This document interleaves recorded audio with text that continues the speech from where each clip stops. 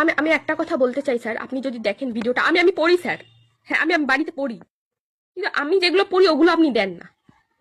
আপনি যেগুলো দেন ওগুলো আমি বইতে খুঁজে পাই না। কেন এগুলো কেন স্যার? আমি যেগুলো পড়ি ওগুলোও তো দিতে পারেন। এখন আপনি বলবেন যে ওগুলো তো ইম্পর্টেন্ট না, তাহলে রেখে দিন কেন? ওগুলো বইতে রাখবেন না? আমাদের মতো স্টুডেন্ট আর আশা করে থাকে, অনেক অনেক আশা করে থাকে, ওগুলোও পড়ে, রাখবেন না ওগুলো বইতে? যেগুলো ইম্পর্টেন্ট ওগুলোই রাখবেন। আপনি প্রশ্নের মধ্যে স্যার ভাগাভাগি করবেন, তাহলে কি করে হবে? কোনো কিছুর মধ্যে ভাগাভাগি করা সবই সমান স্যার, সব সমান। কোনো কিছু ভাগাভাগি করে কেউ কোনোদিনও বড় হতে পারে না।